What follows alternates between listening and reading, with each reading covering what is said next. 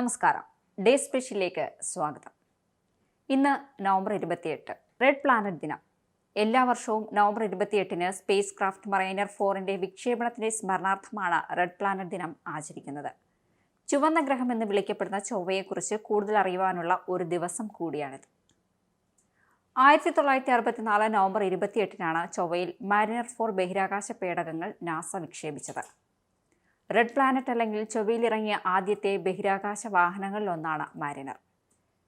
ഗ്രഹപര്യവേക്ഷണം സുഗമമാക്കുന്നതിനും ചൊവ്വയുടെ ശാസ്ത്രീയ അന്വേഷണങ്ങൾക്കുമായാണ് വാഹനം ഗ്രഹത്തിലേക്ക് അയച്ചത്. ചൊവ്വയെക്കുറിച്ച് കൂടുതൽ പഠിക്കുക എന്നതായിരുന്നു ദൗത്യം. നിരവധി ശ്രമങ്ങൾ പരാജയപ്പെട്ടതിനു ശേഷമാണ് മാരിനർ 4 വിക്ഷേപിക്കപ്പെട്ടത്. ദൗത്യം പൂർത്തിയാക്കാൻ 228 ദിവസമെടുത്തു. Red planet day timeline അനുസരിച്ച് ഈ ഗ്രഹം സൂര്യനെ ചുറ്റാൻ 1.88 ഭൗമവർഷങ്ങൾ എടുക്കുന്നുവെന്നാണ് കണക്ക്. മനുഷ്യർ വിജയകരമായി നടത്തുകയും കൂടുതൽ കാര്യങ്ങൾക്ക് വഴിയൊരുക്കുകയും ചെയ്ത ആദ്യത്തെ ഗൃഹാന്തര ദൗത്യമാണ് ഈ ദിവസം.